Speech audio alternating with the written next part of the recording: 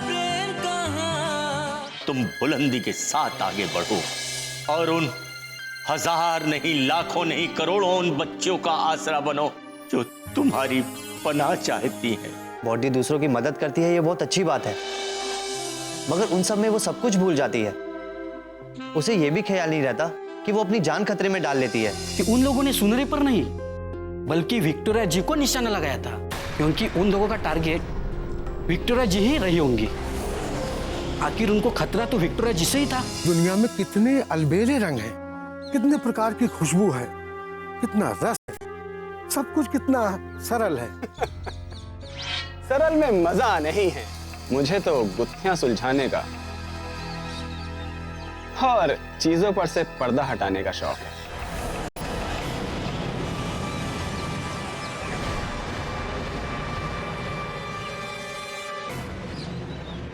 क्या छुपा है उस पर्दे के पीछे?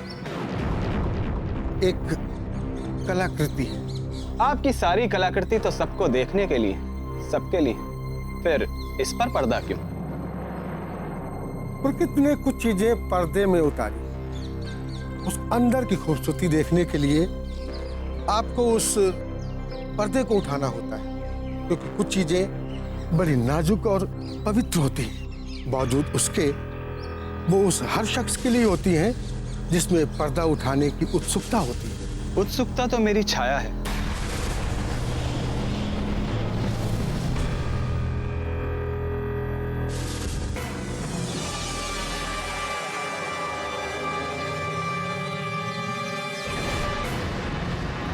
कौन सी देवी की मूर्ति है ये? कला के मंदिर में भला और किस देवी की मूर्ति हो सकती है? फिर अब इस देवी को एक नया पुजारी चाहिए। पुजारी तो मंदिर का होता है, और मंदिर हर उस जगह है जहाँ प्रतिमा होती है। फिर तो इस प्रतिमा को दूसरी जगह जाना, क्योंकि इसका मंदिर वहीं बन गया है। आपको ये पसंद है? मैं आपके लिए दूसरी बना देता हूँ। इसके यहाँ उठने से इसकी पवित्रता और निष्ठा उठ जाएगी। नहीं, मुझे यही चाहिए, दूसरी नहीं। मैं आपके लिए इससे अच्छी बना देता हूँ। मैंने कहा ना, यही तो यही। शायद आप मेरी बात समझे नहीं। आपकी पसंद बड़ी नायाब है, मैं आपकी पसंद की कद्र करता हूँ। जो भी देखता है इस प्रतिमा से सम्मोहित हो जाता है, पर इसका यहाँ रहना बड़ा जरूरी है। अभी तो आप कह रहे थे कि जरूरतें हमारे लिए हैं, हम जरूरतों के लिए नहीं। फिर इस प्रतिमा से ऐसा मोह कैसा? ये मोह नहीं है बाबू, ये तो भक्ति भाव है। भाव तो मन के होते हैं, आप इसे मन में बसा लीजिए। प्रतिमा की क्या जरूरत? भावनाओं को एकाग्र करने के लिए प्रतीक की जरूरत पड़ती है, और आप वही उठा ले जाएंगे तो यहाँ सब उथल पुथल हो जाएगा। अब आप मुझे निराश कर रहे हैं। आंधी, तूफान और देवीकांत बड़े जिद्दी किस्म के होते हैं। मैं भी बड़ा जिद्दी किस्म का इंसान हूं। मुझे जो चाहिए वो चाहिए, और वैसे भी इस बेशकीमती मूर्ति की इस गरीब खाने में क्या जरूरत? प्रतिमा को तो सब भव्य लगता है अगर भावना के साथ परोसा जाए। आपसे गहरे और मजबूत भाव किसी भव्य मंदिर में इस प्रतिमा के लिए है। अब जिद के आगे तो भगवान शंकर की भी नहीं चली। उन्होंने भी तो सती को जाने दिया था, लेकिन इस जिद का परिणाम बड़ा दुखांत होता है। दुख और सुख तो जिंदगी में लगे रहते हैं। अब देखिए ना, मैं आया तो था आपकी जिंदगी का दुखांत करने, लेकिन आपकी बुद्धि और व्यवहार ने मेरा मन मोह लिया। अब निर्बल को मारने का क्या फायदा? अब ये तय करना बड़ा ही मुश्किल है कि कौन सी वस्तु नुकसान की है और कौन सी वस्तु नुकसानहीन। कोई भी चीज किसी के लिए खतरा हो सकती है, ये तो समय पर निर्भर करता है। अब एक छोटी सी चींटी एक अति विशाल हाथी के लिए कितना खतरा हो सकती है, हाथी को पागल कर देती है। ऐसी ही दूरगामी बातों से तो मन हर लिया आपने। कला की दुनिया में बातें होती सहज बात, इसलिए मैं यहाँ कोई परेशानी खड़ी नहीं कर रहा हूँ। मामले को साधारण बना दिया है। हम सब बड़े साधारण व्यक्ति हैं बाबू। हम सब नहीं, सिर्फ आप, अकेले निर्बल कलाकार। इसलिए तो आपको जाने दे रहा हूं। लेकिन कहाँ जाना होगा मुझे? कहीं भी, ऐसी जगह जहां कोई आपको जानता ना हो, पहचानता ना हो। फिर आप अपनी कला का छोटा सा मंदिर बनाकर कागजों में रंग भरते रहना। लेकिन अगर रंग ही भरना है मुझे, तो ये जगह मेरे लिए माकूल है। लेकिन मेरे लिए नहीं। आपके यहां रहने से मेरी परेशानियां बढ़ सकती हैं। फिर आपको इस जगह से नहीं, इस दुनिया से जाना होगा। लेकिन मुझ जैसे साधारण आदमी से आपको क्या खतरा हो सकता है? उत्सुकता बड़ी अच्छी चीज होती है शंकराज जी, लेकिन अति उत्सुकता जानलेवा हो सकती है। कुछ सवाल ऐसे होते हैं जिनके जवाब जानने की कोशिश नहीं करनी चाहिए। लेकिन कलाकार का तो काम ही तलाश का होता है। नए नए सवालों का जवाब ढूंढना ही तो कला होती है। फिलहाल आप नई जगह तलाश कीजिए, उसके बाद अपने सवाल ढूंढते रहना। और अगर आपने यहां रहने की जिद की तो इसके परिणाम बहुत विकट हो सकते हैं। कैसे परिणाम? जैसे कि आपको अपने जीवन से हाथ धोना पड़ सकता है, इस कृति को नष्ट करना पड़ सकता है, इस कृति को उसी मिट्टी में मिलना पड़ सकता है जिससे इसका निर्माण हुआ। नहीं, ऐसा गजब मत करिएगा। कलाकार भले विलीन हो जाए, मगर उसकी कृति का रहना बहुत आवश्यक है। मैं कहीं और अपना ठिकाना ढूंढ लूंगा। बस आप इस कृति से वैसा ही आचरण रखना जिसकी ये हकदार है।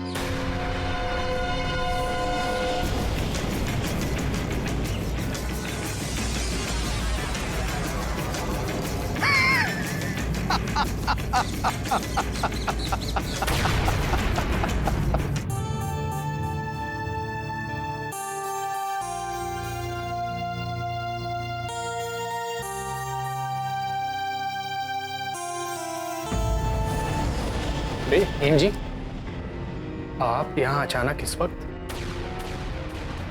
आपका यहाँ आना तो किसी अच्छे संकेत का इशारा तो नहीं है। बिल्कुल सही सोचा तुमने, क्योंकि सिचुएशन से ऐसी हो गई थी जिसकी वजह से मुझे यहाँ पर मजबूरन आना पड़ा। वैसे मैं तुम्हारे लिए एक गिफ्ट लेकर आई। ये देखो, गौर से देखना और फिर मुझे कहना, क्या अब भी तुम्हारे पास कहने के लिए कुछ भी नहीं है? क्या तुम इसे भी झुठला दोगे?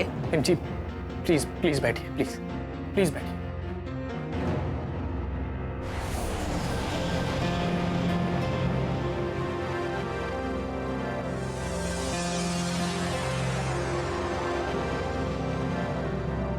हेम जी, ये सब क्या है? ये किसने बनाई है और ये आपको कहां से मिली? जो भी है वो तुम्हारे सामने है। उस घुसपैठिया का स्केच बनाने जब मैं संग तराश के पास गई थी, ये चीजें मुझे वहीं से मिली है। और वहां पर एक मूर्ति भी थी। जब उस मूर्ति पर से मैंने पर्दा उठाया तो वो मेरी मूर्ति थी। मेरे लाख पूछने के बावजूद भी उस संग तराश ने मुझे उस आदमी के बारे में बताने से इनकार कर दिया। उसने नहीं बताई मतलब? तो किसने बनाई? ये रचना किसी और की बनाई हुई है। अगर ये रचना उसकी बनाई हुई होती तो वो इनकार क्यों करता, जबकि वो मेरी तस्वीर सबके सामने बना चुका है। तो फिर इसे अपनाने में उसे ऐतराज क्यों होगा? बारिन, क्या अब भी तुम यही कहोगे कि इन सब से रमेश का कोई ताल्लुक नहीं है? क्या अब भी तुम यही कहोगे कि ये मेरा शक है कि वो मूर्ति रमेश ने बनाई है, सिर्फ मेरा एक भ्रम? हेम जी, इसे देखकर तो किसी के भी मन में उत्सुकता जाग सकती है। हो सकता है इसे रमेश ने बनाया हो, लेकिन ऐसे कैसे किसी निष्कर्ष पर पहुंचा जा सकता है? हाँ बारे, बिना किसी सबूत के किसी नतीजे पर पहुंचने के लिए वो विश्वास, वो भरोसा होना चाहिए। जो हमारे मन और जो कुछ भी हम देखते हैं वो सपने झूठे नहीं होते। बारी, क्या तुम्हें इसमें रमेश के प्यार की खूबसूरती दिखाई नहीं देती? भला कोई अपने आप को ऐसी जगह पर कैसे रखेगा जहां से मैं इतनी पवित्र, इतनी खूबसूरत दिख सकती हूं? किसकी आंखों में इतना ठहराव हो सकता है? प्लीज बारी, मेरे लिए रमेश के प्रेम की कदर करो। क्या अब भी तुम ये एक्सेप्ट करने के लिए तैयार नहीं कि रमेश जिंदा है? ये कैसी नासमझी है तुम्हारी? जी मैम जी, ये आप कैसी बातें कर रही हैं? मेरे दिल में आपके और रमेश के प्रेम के लिए बहुत इज्जत है, लेकिन मैं आपको कैसे बताऊं कि तुम्हें कुछ बताने की जरूरत नहीं है बारी। सिर्फ तुम ये एक्सेप्ट कर लो कि रमेश जिंदा है। क्या तुम इतना भी नहीं कर सकते? तुम अपने अंदर की आवाज का सम्मान करके जीना क्यों नहीं चाहते? देखो बारी, मैं जानती हूं कि तुम रमेश के प्रति वफादार हो। तुम दोनों बहुत ही अच्छे दोस्त हो और मैं इसकी इज्जत करती हूं, मगर ये प्रपंच मेरे ही साथ क्यों मुझे अंधकार में रखा गया है? आखिर तुम दोनों मिलकर ये कैसा खेल खेल रहे हो मेरे साथ? जी आप ये कैसी बातें कर रही हैं? मैंने आपसे कुछ नहीं छुपाया है। अगर मैं आपसे कैसे कह दूं कि नहीं, मैं आपको भ्रम में नहीं डालना चाहता। बारी, ये सब देखने के बावजूद भी तुम्हारा यही जवाब है? तुम्हें उस मूर्ति के सामने झुका हुआ इंसान में रमेश की झलक दिखाई नहीं देती? जबकि तुम तो रमेश के हाव भाव, उसके रंग रूप से वाकिफ हो। क्या तुम्हारा मन ये नहीं कहता कि ये सब करने वाला सिर्फ रमेश है? जी, ये सारी स्केचेस जाहिर हैं कि आपकी और रमेश के प्रेम की गाथा है, लेकिन मैं आपको गलतफहमी में नहीं डालना चाहता। मैं आपको अंधेरे में नहीं रखना चाहता। मैं आपसे सच कह रहा हूं। रमेश के बारे में जितना मुझे पता है उतना आपको पता है, और जितना आपको पता है उतना मुझे पता है। उसके जीवन और मृत्यु के बारे में उतना ही मुझे पता है जितना सबको पता है। फिर मैं कैसे कह दूं कि रमेश जिंदा है? बारी, तुम बार बार एक ही बात तोते की तरह क्यों दोहराते हो? क्या तुम्हें मेरा प्रेम नजर नहीं आता? क्या तुम्हें रमेश का प्रेम नजर नहीं आता? बारी, मेरे ऐसे स्केचेस, मेरे मूर्तियां, ये सब और कौन बना सकता है? उस संगतराश से मेरा कोई रिश्ता नहीं, कोई नाता नहीं। अगर वो मुझे समझ सकता है तो तुम तो मेरे अपने हो। अगर ये रमेश नहीं तो और कौन हो सकता है जो इतनी शिद्दत से मेरी मूर्ति बना सकता है? जी, अक्षय। अक्षय? हाँ, अक्षय। उसके मरने के बाद तो उसका शरीर नहीं मिला था ना, और वो भी तो आपको हासिल करना चाहता था। देखो बारी, तुम मुझे और उलझाने की कोशिश मत करो। ये अक्षय नहीं हो सकता, ये रमेश ही है। तुमने आखिरी बार रमेश को कहां देखा था? गंगा पुल पर। गंगा पुल पर? हाँ। मुझे वहां पर लेकर चलो। जी, आप कैसी बातें कर रहे हैं? उस एरिया का चप्पा चप्पा मैंने छान मारा है। नदी में गिरने के बाद तो गंगा रमेश को न जाने कहां भाग कर ले गई होगी। बारी, मुझे गंगा पुल पर लेकर चलो। मैं गंगा से पूछना चाहती हूँ, वो तुम्हारे तरह झूठी तो नहीं? वो मेरे दर्द को समझेगी, और चाहे कितने भी दरवाजे क्यों ना बंद हो जाए, माँ अपने बच्चों के लिए हमेशा आंचल फैलाए खड़ी रहती है।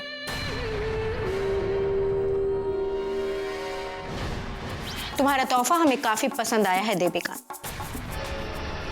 तुमने तो हमारे लिए हीरा ढूंढ निकाला है। ये तो वो हथियार है जिससे बिना कुछ किए सब कुछ तबाह किया जा सकता है।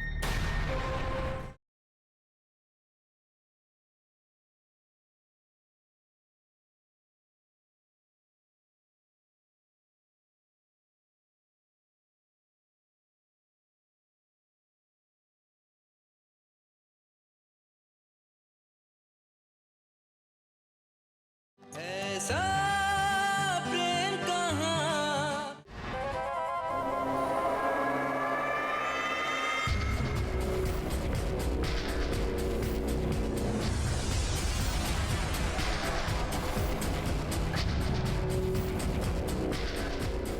ये तुम अपनी किस सोच को ढक कर ले आए हो देविका? ये सोच नहीं, बल्कि आपके कदमों में एक खूबसूरत नजराना है।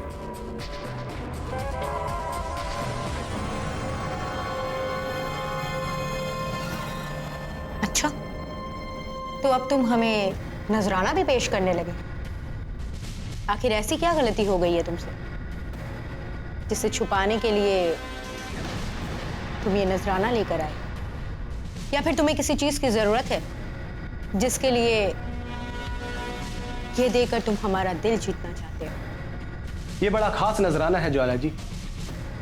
इससे आपका भूत, भविष्य, वर्तमान तीनों जुड़े हैं। या ये कहिए कि ये आपको एक नई हिम्मत देगा, आपके मकसद को और ठोस बनाएगा। ये एक प्रतीक है जो अपना मकसद भूल गया था। मैं इसको इसके सही ठिकाने पर लाया हूं। ये आपको एक नया मकसद देगा। या ये कहिए कि ये आपकी आंखों के सामने घड़ी की वो सुइयां हैं जो हर पल आपको याद दिलाएंगी कि मंजिल ही एकमात्र रास्ता है। अपने अरमानों से सींचकर जिस संकल्प को आपने बुलंद किया है, उस संकल्प की प्रतिध्वनि है ये वो खिलौना है जिसे हाथों में लेकर आपको अपना बचपन याद आ जाएगा। यह तिलस्म की वो चाबी है जिसको हाथों में आते ही खजाना खुद ब खुद सामने आ जाएगा। आपके अंदर का रुद्र रस इसे पीकर और उफान मारने लगेगा और आपके अंदर का जादूगर इसे पाकर और शक्तिशाली हो जाएगा। ये तो तुमने पहेलियों का पूरा पहाड़ खड़ा कर दिया है देविकांत। आखिर ऐसा क्या है इस पर्दे के पीछे? तुमने तो सातों सुरों में एक साथ ऐसा समा बांधा है कि अब हमारी उत्सुकता और बढ़ गई है। इसे बेनकाब किया जाए।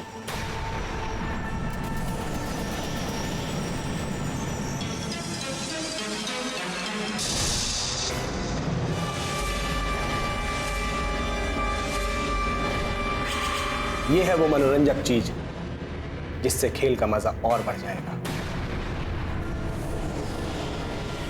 ये किसकी कला है देविकांत? कौन है वो कलाकार जिसने अपनी कल्पना को गढ़ने के लिए ये छवि चुनी है? इस सवाल के उत्तर में काफी घमासान है ज्वाला जी। यकीन से तो नहीं कहा जा सकता, लेकिन इसका ठिकाना संग तराश के यहां है।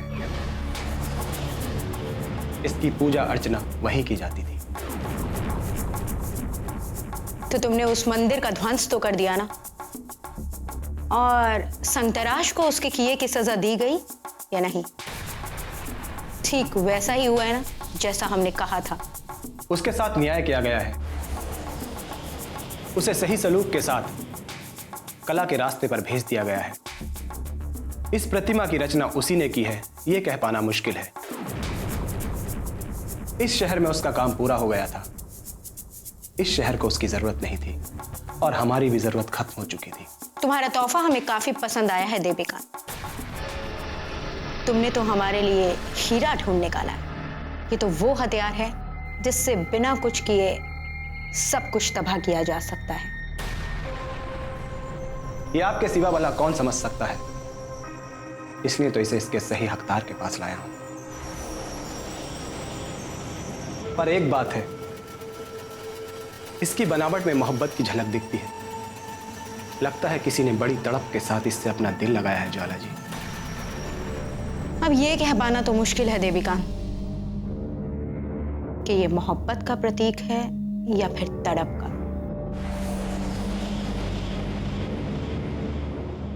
तड़प तो मोहब्बत से ही पैदा होती है ज्वाला जी।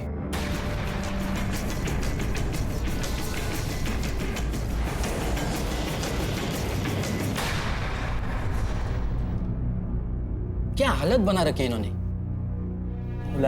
ऐसी हालत को बड़ी गंभीरता से लेना चाहिए, क्योंकि ऐसी चुप्पी आदमी की जिंदगी में 2 ही बार आती है। कभी एक तो जब आदमी तपस्या करके मोक्ष प्राप्त कर ले, और दूसरा जब आदमी किसी के प्रेम में पड़ जाए। हाँ, प्रेम प्रेम प्रेम प्रेम। मैं तेरे इश्क में मर न जाऊं कहीं, मुझे आजमाने की कोशिश न कर। मैं तेरे इश्क में मर न जाऊं कहीं, मुझे आजमाने की कोशिश न कर। अरे मरने की बात क्यों करता है बोल रहा? ऐसे ही है, ऐसे ही है। एक बार की बात है, मैं ऐसे ही महीना लगातार चुप्पी लेके बैठा था। चुप्पी साथ? हाँ, किसी के साथ बात नहीं कर रहा था, ना कुछ खाता था ना कुछ पीता था। कोई पूछने को कुछ आ गए तो मैं एक मुंह से मेरा लब भी नहीं आता था। भूकंप आया, सब भाग गए, लेकिन मैं चुप, एकदम चुप। चारों तरफ अफरा तफरी मचाई, लेकिन तो भी मैं चुप। अब मुझे भी तो कुछ बताने दे। मैं तो तुझे बताऊं कि तेरी चुप्पी छादने से क्यों फायदा नहीं हुआ, क्योंकि तेरी चुप्पी असली नहीं थी, तू सिर्फ दिखा रहा था। तेरे होंठ बनते, अंदर से कुछ नहीं निकल रहा था, इसलिए। उस रमेश की फाइल जरा ध्यान से देखना, क्योंकि वो मुझे बड़ा रहस्यमय आदमी लगता है। पहले तो इसकी मौत और विक्टोरिया जी का कहना कि वो अभी जिंदा है।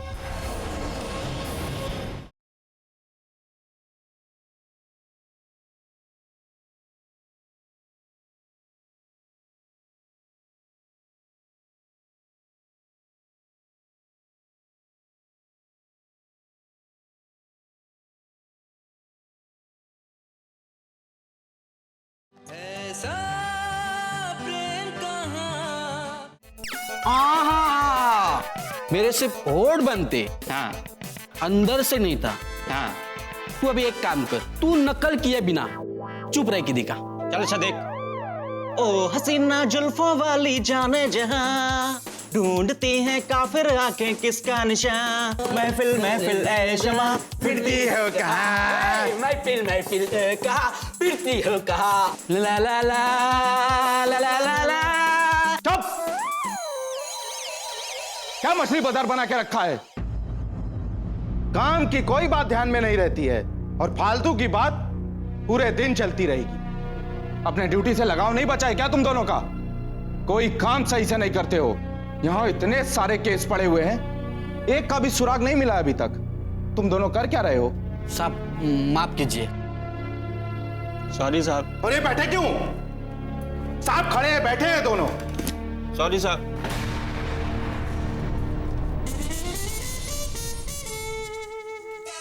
बोला खड़े हो जाओ। साहब खड़े। तो मैं खुद परेशान। इन सभी घटनाओं में कोई ना कोई कनेक्शन तो जरूर है। किन घटनाओं में साहब? यही रमेश की मौत, फिर वो ब्लू बर्ड वाला केस, फिर वो विक्टोरिया जी की किडनैपिंग और सुनेरी की मौत। इन सब में कोई ना कोई कनेक्शन तो जरूर है। साहब ऐसा आप कैसे कह सकते? हाँ भोला, मेरे पास सबूत ही तो नहीं है। इन सभी घटनाओं को मैंने बहुत बारीकी से देखा। कोई ना कोई कनेक्शन तो जरूर है इन सभी घटनाओं। मैंने तो सिर्फ एक पत्थर हवा में उछाला, क्या पता जाकर सीधा निशाने पर लग जाए। साहब हर केस की फाइल मैं रोज देखता हूं, लेकिन ऐसा कुछ नहीं नजर आता है इन केसेस में। तो एक काम करो भोला, उस रमेश की फाइल जरा ध्यान से देखना, क्योंकि वो मुझे बड़ा रहस्यमय आदमी लगता है। पहले तो इसकी मौत और विक्टोरिया जी का कहना कि वो अभी जिंदा है और लौट कर जरूर आएगा। क्या प्यार ऐसा होता है? हाँ जी साहब, होता है ना। जब आदमी प्रेम में पड़ता है तो ऐसे ही होता है। नहीं साहब जी, मुझे तो लगता है बस उनकी सनक है। वो तो मान बैठी है कि वो जिद्दा है। यही तो भोला, इन सभी घटनाओं की तह तक हमें सिर्फ एक ही इंसान पहुंचा सकता है। आपके घर वालों तक को नहीं पता। क्या आपको नहीं लगता कि ये बात उनका जानना जरूरी है? आपने कभी सोचा है कि आपकी जिंदगी किस दिशा में जा रही है? आप एक ऐसे आदमी का इंतजार कर रही हैं जिसको गायब हुए महीनों हो गए, बल्कि सारे लोगों को तो ऐसा लगता है कि वो मर चुका है, लेकिन आप अब भी उसकी आस लगाए बैठी हैं। आपने अपनी पुलिस की नौकरी छोड़कर मेरी जिंदगी के बारे में डिटेल्स इकट्ठा करने की जॉब कर ली है क्या?